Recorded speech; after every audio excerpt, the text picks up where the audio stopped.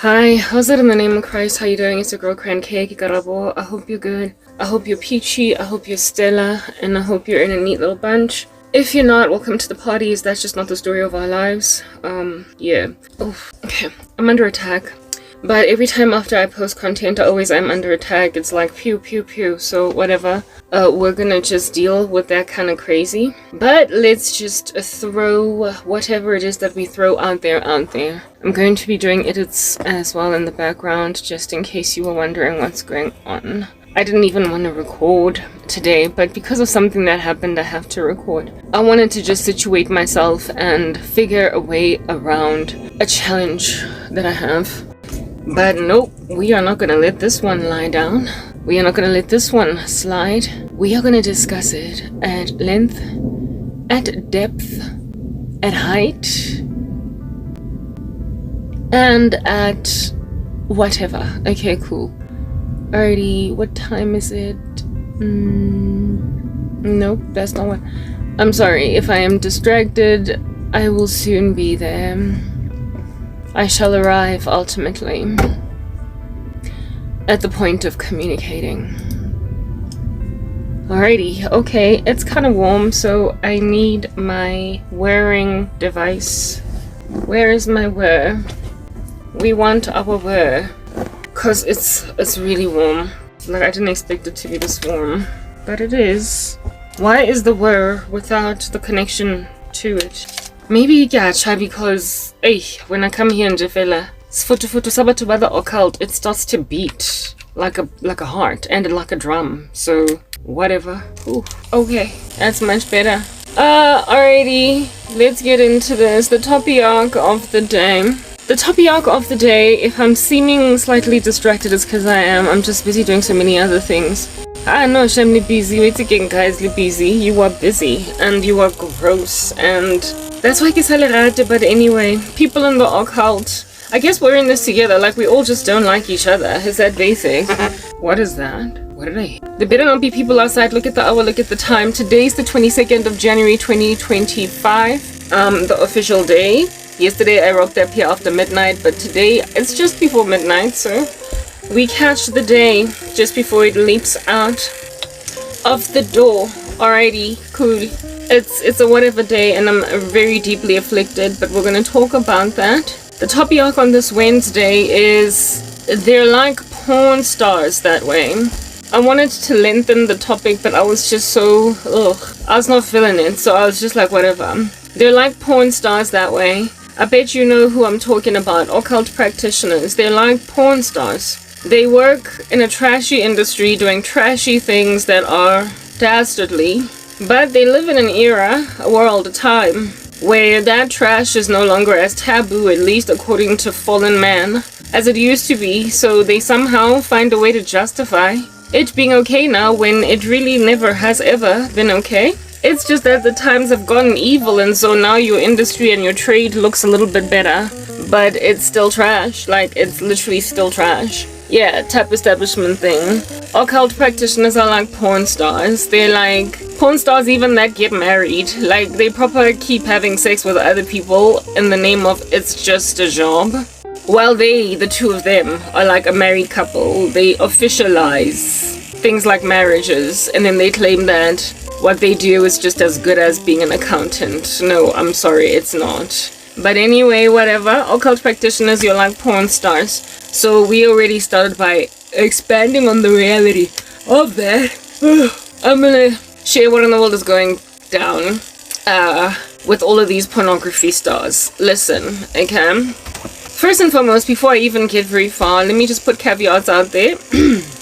I am wearing app makeup, just in case you're wondering, so if it bounces off and on my face, understand it's an application. Let's not get too deep. And then secondly, my captions, they're not always accurate down below over there. I don't have an incentive to edit them, because why? Okay? Yeah, my content is going nowhere, so I've just got volumes upon volumes of work. Too much to argue be focusing on accurate captions. And then, oh yes, kindly look out for my scripture of the day. Whatever it is that's swinging like a child in a park on a swing over them, gaze at it.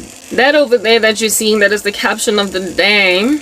not the caption, the scripture. It's like out of a draw, like the lottery. I just decide after the act while I'm editing what it's going to be, and so I hope you are edified by it. It probably is going to be like linked to the thing that I'm talking about, so I hope you enjoy the swinging scripture over there. Okay, cool beans and bananas. Right, let's just get straight into this. Look, my body's weak. No, not because I haven't eaten or because that's just what happens when people's bodies get weak or whatever. My body is weak because I'm under attack, because people flood to my content as soon as I post it, and then they just go back to the crazy drawing board because, like I said, they're porn stars and they would love to imagine that what they do is cool, it's neat, it's wonderful because it pays the bills or whatever. And because they live in 2025 and every crazy person on the planet says, do you, girl, it's just it's your job and we don't judge you, they think they're good. Except deep down inside, they know they're nasty. They know they're malevolent. They know that they can't carry on like this. They try to justify what they do. It's the reason why they don't have friends outside of the industry. It's the reason why they don't have regular female friends. They have each other only because they help each other get over the fact that they are prostitutes in front of televisions. Yeah, occult practitioners are like that. They got each other and they comfort one another in their trash. And they live in 2025 where everybody's like, oh, witchcraft is not that bad. Like, really and truly, there's like a good side of it. And there are people out here that can really kill it. And it doesn't really have to be all strange and nasty. It's not what it used to be. Do you, porn star? Do you? Okay. Now that we've put that out there, let me let you know what these porn stars have done. Okay, I proper didn't even want to come and record today. But I'm here. I should just rather sleep, but you know, I'm dealing with porn stars, so there's no rest over there. Mamelangne, guys. I really don't want to be long, but if I am, it is what it is. Let's just deal.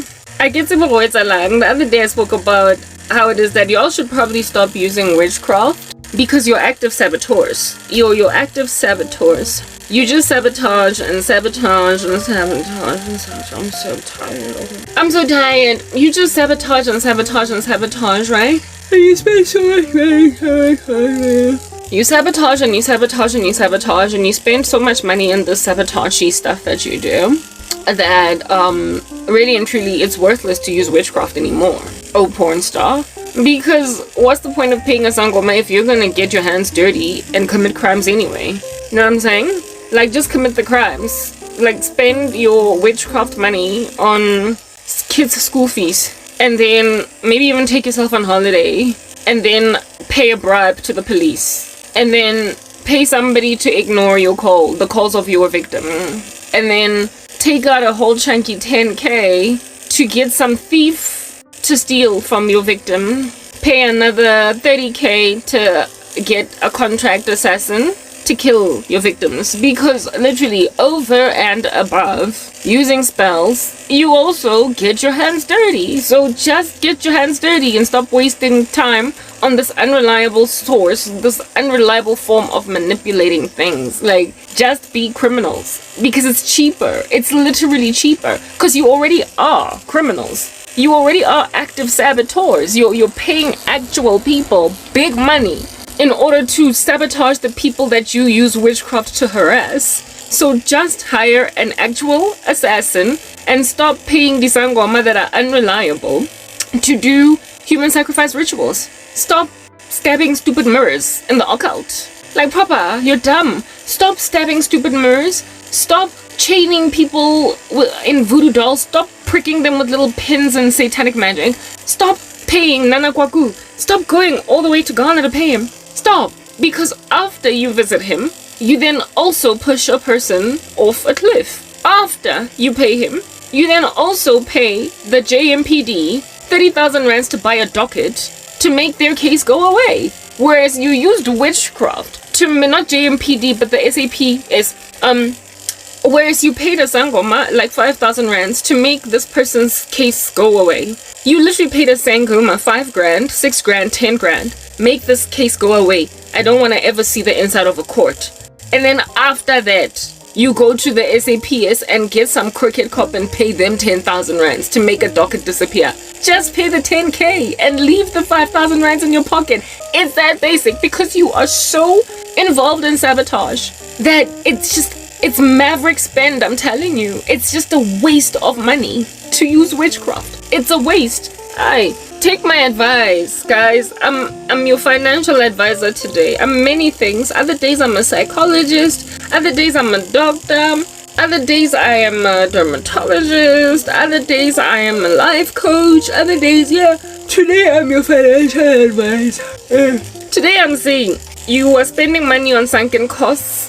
Your expenditure is redundant. Just invest either in witchcraft or in crime. And since witchcraft is crazy unreliable, you can never ever know if it's gonna work. You'd rather just choose crime, because at least with crime, you can make sure walk over this person that you've shot from the back of their head. You can walk over there and check if there's a pulse. You can even maybe just cut their head off to doubly make sure that they're dead. You can take their body and bury it in a field somewhere very far away where nobody's gonna find them. Then in that way you can sleep easy at night, knowing that you can rest easy, knowing that this individual that you committed these abominations against, is not coming back. Y'all are frustrated, Ngami. You are fra. Me, I need to go and put my pillow there and to just protect my background. Right now, Lefra, guys, Lefra, I dream about you, Lefra. Like I was off YouTube for a couple of days. I didn't post for a couple of days because I'm busy trying to situate myself with the new way of working. Then I will probably post daily. But for now, I'm busy skipping days. And with these days that I skip, people are actually curious. You porn stars are curious. Did we kill her? Did we kill her? Did the last set we did on the scene there kill her? Did it work? Is she gone? Has she committed suicide? And then I come back and then you're like, ish, love, you are fra with me. You are fra, free. Nkarla, free, fast, boom. Here, lefra, guys. Lefra, lefra. You are miserable nar and fra. Because, lefraza. I disappear for 3 days and you think maybe she's dead, maybe she's not, maybe she's dead, and then when I do come back, your frustration. Because of your frustration, you bring out more guns. You consume my content like you've been robbed of water for very many days, and then somebody gives you like a slushy and you're like you drink my content and I get that at the end afterwards you get mad, you get angry, and then you take out more dows. I can see then again, you've become wealthy through the occult again. You've become rich through the occult, so Linotella did to spare, right? I know Kahasiko 130,000 guys. Di tao. Tseka. Guys. Lefra, guys, lefra, man. Why is it lefra, guys?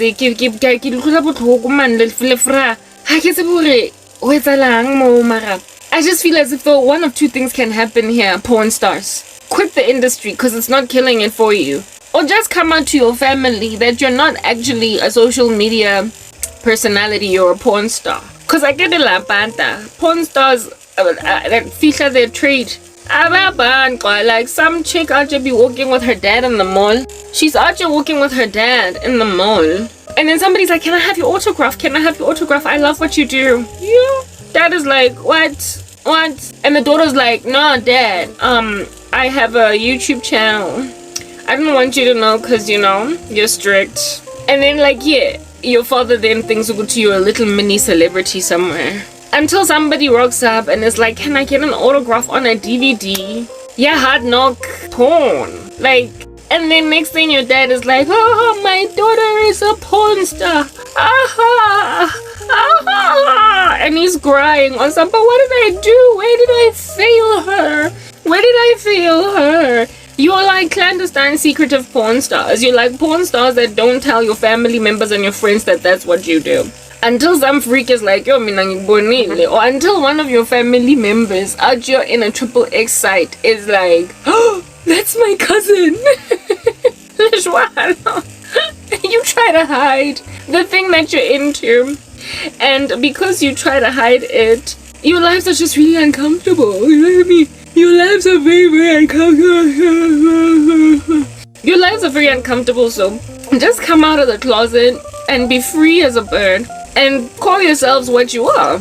Like, be exactly what you are. You're like porn stars in the closet in the sense that you try to hide that you're witches from people, or not witches, but you try to hide that you're criminals. Witchcraft is your smokescreen. It's the thing that you use to hide that you are gangsters, that you're criminals, that you are hard knock, prolific, drug trafficking, genocide doing, home burglaring, raping criminals. Like, you are gangsters, like all of you. But you hide behind the veil of an honest life. Yeah, you hide behind the veil of being just a mom, just a dad, just an uncle, just a cousin, just an employee, a colleague. But you're gangsters. Limaginza, you would make Pablo Escobar abashed, shy, because of how he had to go into hiding. He had to basically keep running away from the Colombian law enforcement. He had to keep running away from American law enforcement, like the DEA. The guy was always... he was just always in hiding.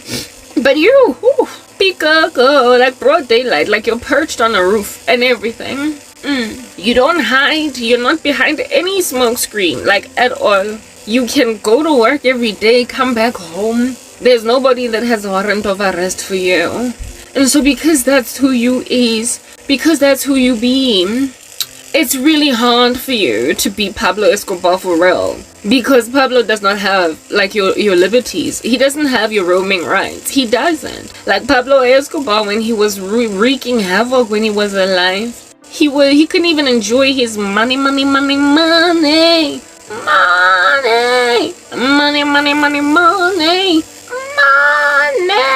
Pablo could not enjoy his money. He couldn't. Because, he was always running. He couldn't just go on a shopping spree. Go Milan, just like throw himself out there. He could not just walk into a Gucci and then buy Kwale because Pablo's here, right? He had to send someone. Because, mugshot match, like recognition in society, maponesa, yeah, the guy lived underground, hiding his money in, what do you call this? He hid his money in like fields of Colombia, like in the jungles and the forests there, hey? His money was in the jungles, guys. Cause he did not, there was so much of it that his money laundering operations, the fronts that he had were just not giving. You know what I mean? They were not giving. They were not able to account for why Analto Tengata. So a lot of the money he just hid in the fields of Colombia. But you guys don't even have to hide your money like that, because you have genuine businesses that, proper, when somebody knocks on your door, they be thinking they're actually dealing with, a lawyer that offers legal services, a consultant that offers management consulting services. They think they're knocking on an entrepreneur that is into build projects. They're like, Coco, I want you to build me a flat. And you get the tender, you get the contract. It looks like a legitimate business. You're a taxpayer. When your books are done, every so often maybe you're off by R1 and you must pay it back to the tax man. But you are largely a law-abiding citizen on paper. You know what I mean? So that's why Pablo Escobar would be abashed. He would frankly covet you. Because you are just as prolific a gangster as he was, just without the smoke screen, without being clandestine, without hiding underneath a rock or whatever. You can actually front all of the money you have made through gangster. You can front all the money that you have made through your criminal antics in front of everybody's eyes, because everybody does not know that it's dirty money, that it's blood money. Nobody knows, because it looks like it's money that you earned by your blood, sweat, and tears from a contract that you got with the government to build 3 schools. People think that you just coining those millions because you built some schools, because your accounting books are there to tell the story, but they have no clue that you are an embezzler. You did wealth transfers. You manipulated things spiritually to basically make sure that those tenders become yours. You shook hands in the back end and defiled competition laws in this country without it looking like you defiled competition laws. You put things in your favor, you freaking embezzler you. You're like a gangster. Lemagenza. You are gangsters, you're porn stars, however, in that regard, because the thing that you do is just, it's dastardly, it's beastly, it's ridiculous, and it's nasty. It's loathsome. But you live in 2025, so people out here glamorize your crazy trash. They think that everybody's free, it's the sexual revolution, and don't let anybody judge you, girl. I'm judging you. It's trash, that porn that you do. Don't do it. Like, proper get out from that industry. It's nasty. But you see, the porn stars know that. And so that's why they're so defensive half the time. And that's why they need a whole bunch of psycho fans to make them feel better about something that's ridiculous that they're doing. You guys also know that, right? That's why you gather for yourselves a great deal of psycho fans to enable you along in your nasty cause. You want to believe that what you're involved in is okay because the world is just that reprobate. The world is that putrid. The world is ridiculous. It's crazy. The world is immoral. And so you are helping yourself feel better about your trashy lives with the trashy gangsterism you're involved in by saying, "You're judgmental, Karabo." Yeah, fine, whatever, I don't care. Maybe I am. I think you stink. I'm not even trying to take that back. Yeah. Call me whatever you want to call me, but bottom line is, I'm not about to go and kiss the behind of Ikinza that's been terrorizing the community because he's got so many fans. Yeah, that's what's good. You would literally cause a whole bunch of gangsters in these streets to feel abashed, shy, nervous in your midst because you are that Pablo Escobar without the mugshot. You're the Pablo Escobar without the money laundering operation, because the money laundering operation that makes your business look legitimate is the facade of an honest living that you have. The facade is the facade of you genuinely getting what you got through a tender that you bid for and won it. It is the facade of you being a mom, a soccer mom, and a soccer dad. It is the facade of you being a doting uncle, a beloved cousin. It is the facade of you being a big sister. It is the facade of you being a boss and a colleague. It is the facade that you put, that you front out there, that makes you look like a law-abiding citizen. That's your money laundering operation. That is the coin shop at Clearwater Mall that's out here fronting as such in order to launder drug money. That is the facade. You know, these weird little stores that out here be chilling, paying ridiculous rentals at malls, and nobody ever comes inside. Nobody ever peruses those stores. Nobody comes in, nobody goes out. All day there's like 5 customers and yet somehow they're able to pay ridiculous rental. Clearwater Mall. Yeah. Money laundering. It just reeks of money laundering. It reeks of they are using this business in order to launder money, right? Y'all are that funny little coin shop. Y'all are that weird little doll shop that with 5 customers every 3 days nonetheless keeps paying rent every month in a mall, in the most busiest strip of that mall. And so it's the most expensive. You're a money laundering operation. Just your 9-to-5 job. Just what you do just the fact that you can even go to church on Sundays. Man, oh man, how you out here fronting a beautiful, beautiful, posing business, acting as if though you're an honest guy. Your lives are shams. You are gangsters. You are rapists. You are murderers. You are thieves. You are drug lords. You are embezzlers, extorters. You're grand larcenists. You're thieves. But you think that I'm the person here that needs to be eradicated. But my thing with that is, right, the beautiful, amazing thing about Jesus is that you who are a money launderer through church activity, he's going to finally make you make a mistake. You know, like with Pablo Escobar, he made the mistake of that arrogant little thing that he was pushing in trying to be the president of Colombia. And after that, everything went downhill. Everything went downhill from there. They brought up that mugshot. And then he became so terroristic that he now had to go underground. He started out, Pablo, being able to go to a store and buy some shoes. He started out being able to travel abroad, get on aeroplanes or his private jet, travel to other countries without there being anybody saying anything about him. He looked like a genuine businessman. He started out able to close the Gucci store and shop all day. He started out like that. But after he tried to run for president, nah, Shamsur. That mugshot made him commit so many crimes. He terrorized Colombia so terribly that now he went underground. You always make a mistake. There is always something that you do when you get arrogant. You see, as these wicked men and women that you are, like this ill-gotten gain, this occult involvement of yours that you're hiding behind the facade of umsebenzi, a 9-to-5 job, an honest business, the facade of being a doting dad, the facade of being a churchgoer. It falls apart when you start actually getting your stupid hands dirty. You see, that mugshot was evidence of the fact that Pablo could not run for president because he was a criminal. And then he went and assassinated the guy who called him out on it. Then there was war in Colombia, right? Yeah. Y'all get so below the belt with people who call you out for what you do. Your witchcraft, the stuff that you're involved in. When them Karabos of these streets, when them Cran Ks, when them Lady Chicas of these streets, them brother dudes of Jesus, when they like, and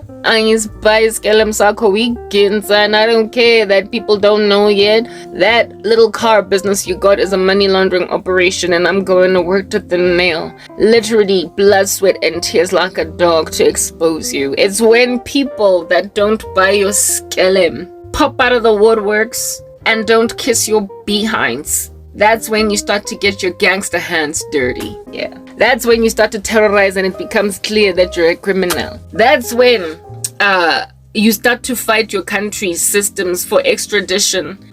Extradition even outlawed. That's when you start bribing presidents, putting them in your pocket. That's when you start killing anyone that doesn't agree with you. That's when you start committing actual crimes. That's when your money laundering operation is no longer necessary because everybody knows you're a drug lord. Because now all of Colombia's law enforcement, all of Colombia's accounting firms have been hired now to audit your company's books, because now you're being scrutinized, now you're being looked at, because why in the world are you living in that villa owning just a small little coin shop? Come on, it's a business, we get it, but don't nobody own that kind of house with that kind of business.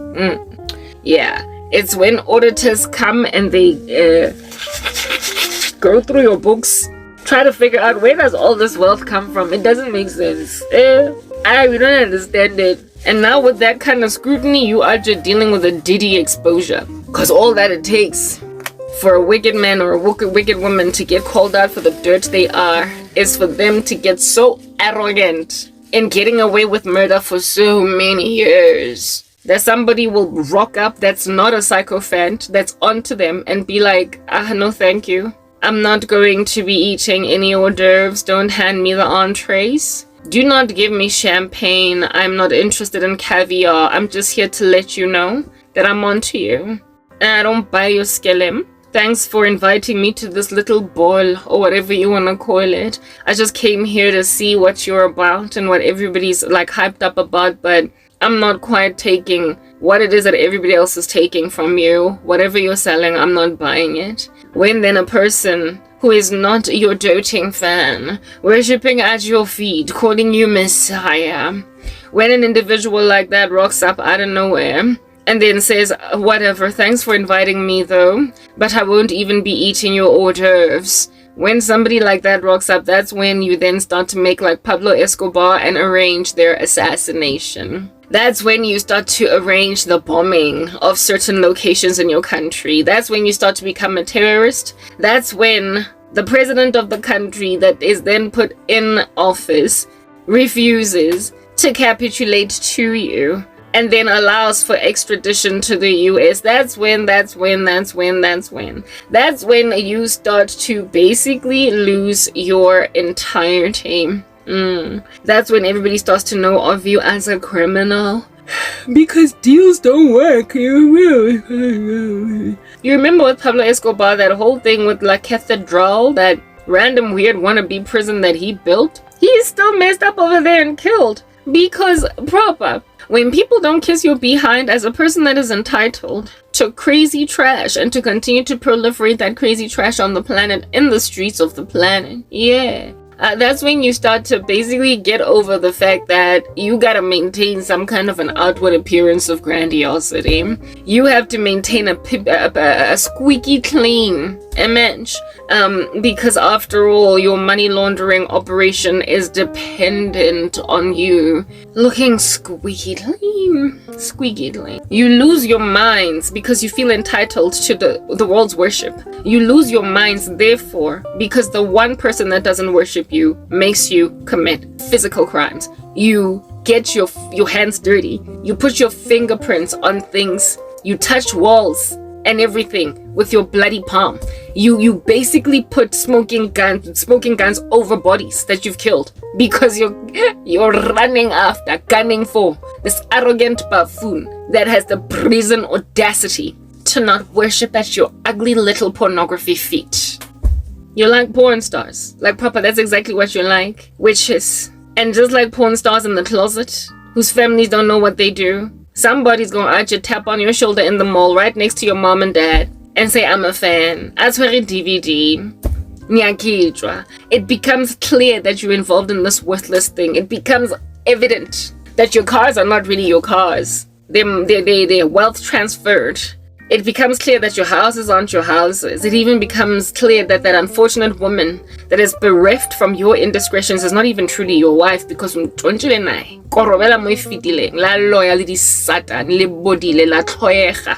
that basic. Do you understand? You're worthless. I don't like you. And I've been saying it for a minute. And what I am out here trying to basically put out there is that I get that I understand that you're offended, afflicted, and irritated by what I am.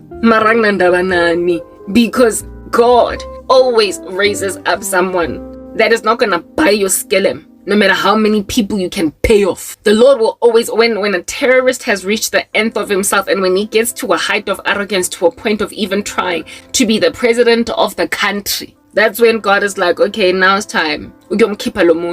Because this individual that has all this time looked like an honest businessman, now it's going to be clear that he ginza. Now it's going to be clear that he's a gangster. You always get yourselves caught. And the thing that gets you caught are the people who refuse to succumb to you. The ones who are not your little sycophants. The ones that are not kissing every behind of every nasty little douchebag in the street. Yeah.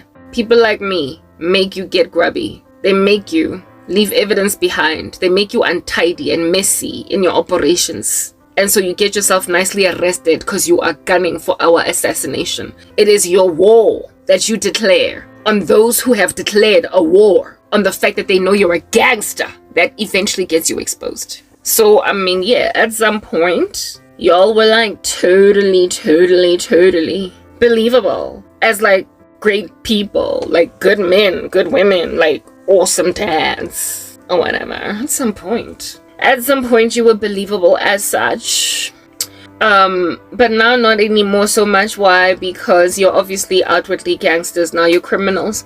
I've already told the story before, this analogy, but I'll say it again. It's not an analogy. Well, God uses it analogically to help me understand how I ought to view you, and so therefore, like, life is actually better. Okay, when I was in grade 6, that's down at 4, we went on this trip in my primary school called this trip to Golden Gate. Yes, we went to this trip called Golden Gate. Okay, yeah, it was grade 6. We went to Golden Gate, and it was Golden Gate, so whatever. We went to Golden Gate. Okay, very well. We went to Golden Gate, you guys, and there was this one kid, very funny white kid. Or was he colored? I forgot, but just a funny little joker, you know, goofy kid.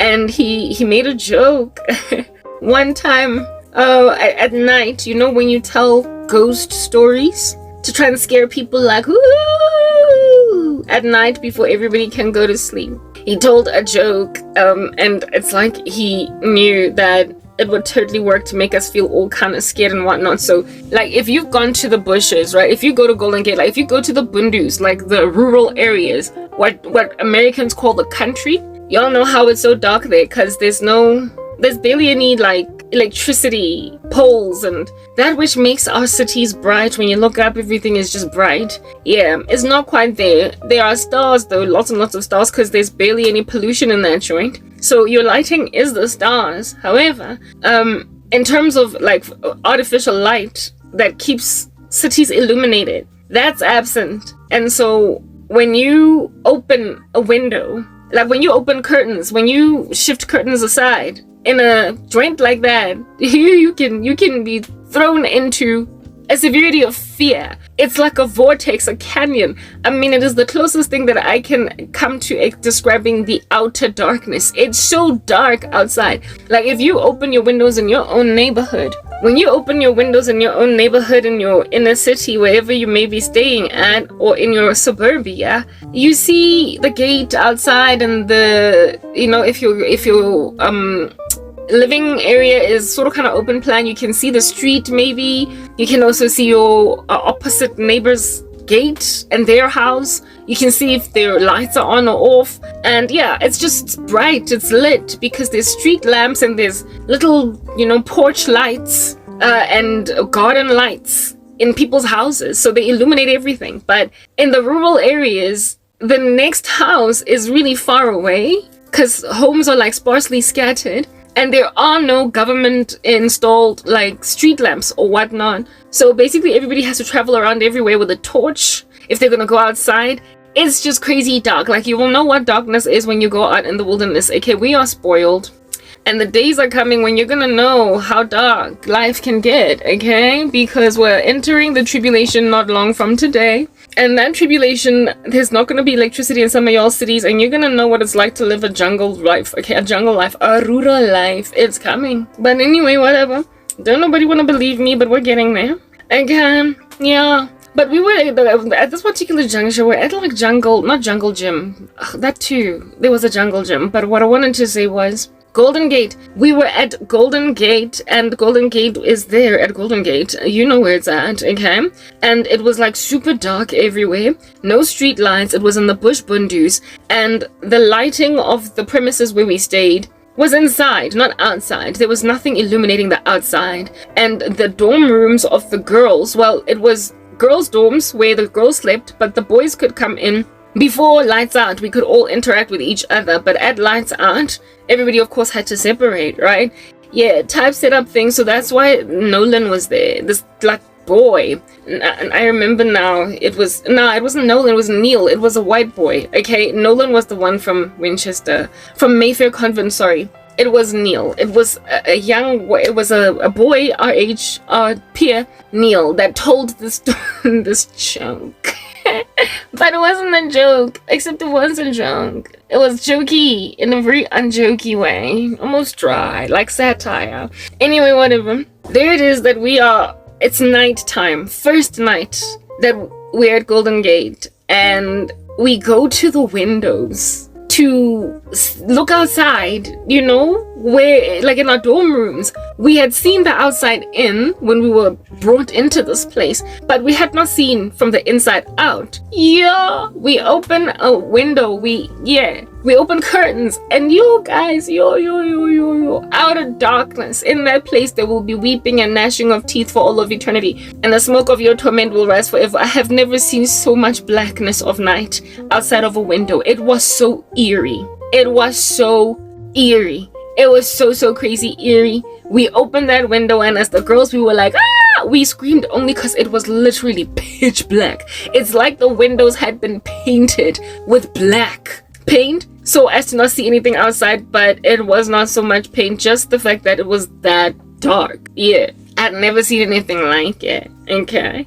Yeah, so while we are there busy talking about, oh guys, it's so dark, the windows must always be closed, the windows must always be closed, and guys, don't open the curtains at night because you're gonna, like, you don't know what you're gonna see out there. Apparently there's like a ghost in this place that hovers around, and if you open a window, it's just gonna pop in front of you. It's just gonna, like, this ghostly woman that died in the mountains over there, it's just gonna like pop. So don't open the way. Yeah, we basically started spreading urban legends because of how dark it was outside. Okay.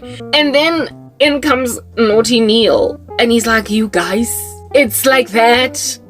I was told a story by the matrons. He basically lied and said that the people who work there that make the food and whatnot told him earlier when we were having lunch that at night he must be very careful, they must be careful, everybody must be careful, he must warn all the other kids, and we believed him. He must warn all the other kids that there is a lurking presence. So he starts and tells us about this lurking presence. He was like, guys, they called it They call it the window viper. They call it the window viper. Apparently, there's something called the window viper that lurks in these streets of Golden Gate. And you must always stay away from the windows, because if you open, you're going to see the window viper. And he started to tell us about how it is that one night, he started to tell us, and we're like all trepidatious. He's like, one night, the window viper came. Sorry.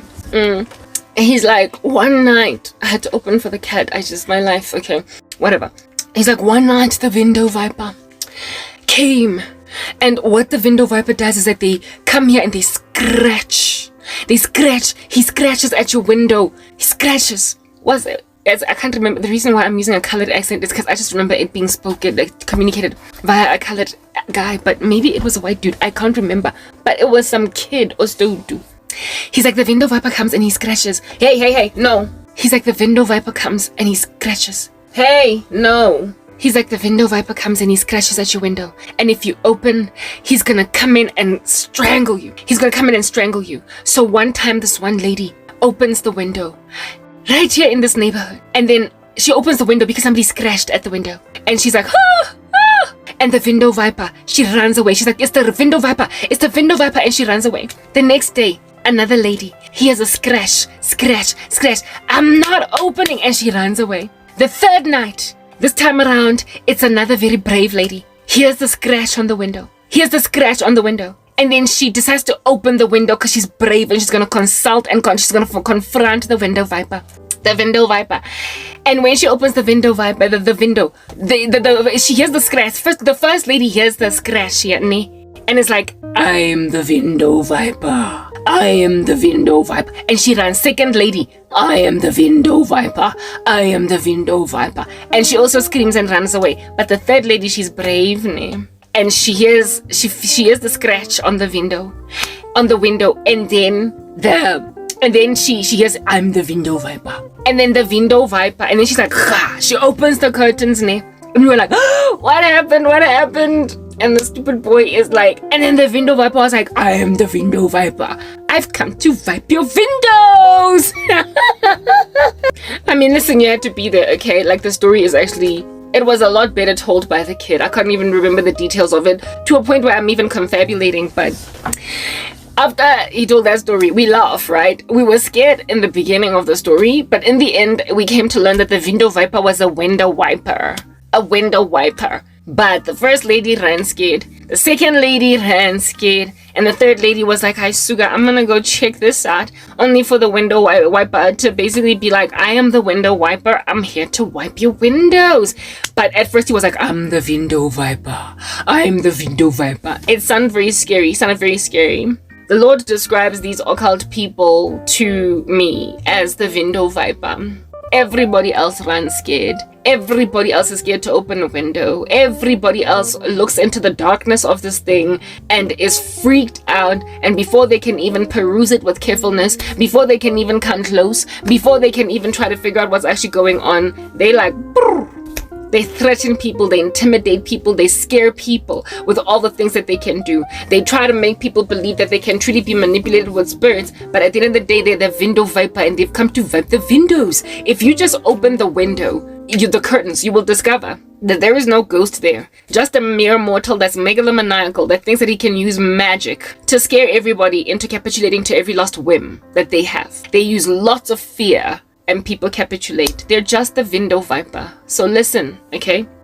Window viper / porn stars. Mamelang. Evidence of the fact that your little window viping is nothing, but just window wiping, is the fact that you have to turn to crime. You have to turn to actual physical crimes when you're dealing with people that don't buy your skelem. When you're dealing with people that don't run away when you say, I am the window viper. People who don't get close and investigate. You basically succeed with them all these years to make them feel like, yo, I know. Until God raises up a saint. Until the Lord raises up Christians, okay?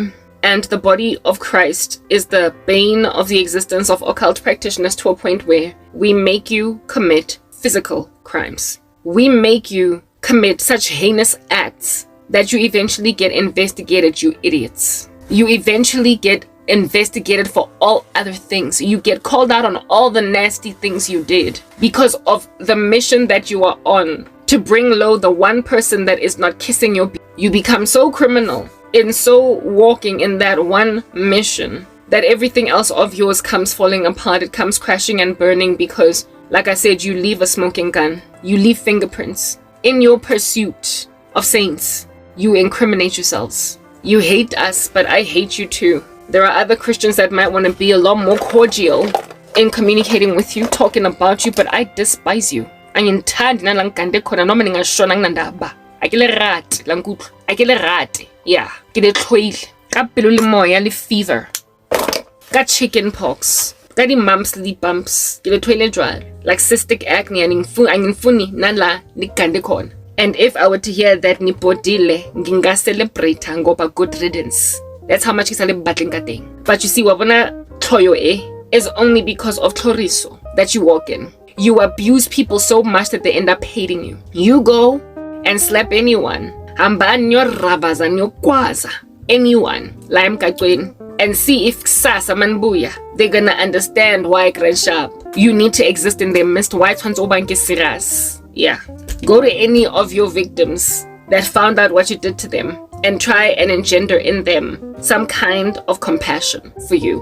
When you are out here being killed for your crimes, you put yourselves in a position to be despised because you not only hurt people once, but 3, 4, 10, 20 times on a loop because you keep on trying again and again and again on them, such that by the time they get justice against you, they're so exhausted and they thought that they were going to die at your hands. You are terrorists. You are oppressive. You are abusive. And so you amass for yourselves a great deal of hatred from people when they find out finally that you did that to them. I don't know how many times I have to say this. Some of y'all little bulawa ke batho that are gonna find out that the 10 years that you took out of their lives, the whole time throughout it all, you were there attending their baby showers, you were there attending their graduations, you were there patting them on the shoulder, saying there, it'll be fine, I'm sorry you lost your husband. When you were the one that got the man killed. When you were the one that killed your sister's child, your own niece, your own nephew. You human sacrificed them. For the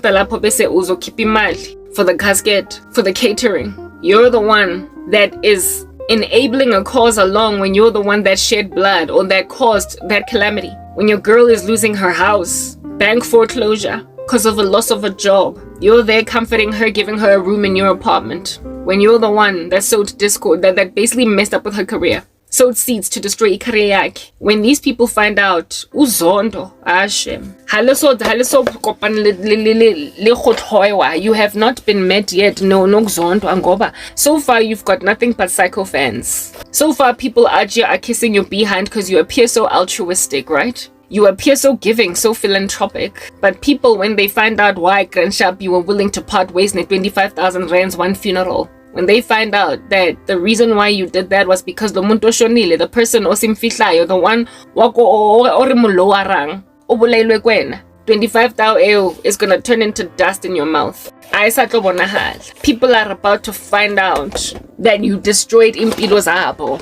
And so, like I prophesied last year, abanye benu nobulalwa ngama victims enu because they're gonna find out that you were busy and you will have stolen, like, look at my life, like a whole decade. You will have stolen, like, hebachong munna kaofela o felletseng bana. You will have stolen a whole career, a degree. You will have shattered people's lives. Lapo dlaleja life mankata lapo made yourselves donors to your victims. Tatalaran to 20,000 and then you give them back 1,000. They're gonna find that out, and when they do, some of y'all are going in the ground for that, and people are gonna be prepared to wear orange to deal with you. They're not gonna care when they're sitting in Sun City. They are going to literally be like that, reclined in their prison cell, in their cell, baleso, whistling every day as they're spending the rest of their lives there because they felt like they had to take you out. That's what's coming. And then now I'm just a pin drop in the ocean. Ugunzonda gwam of you.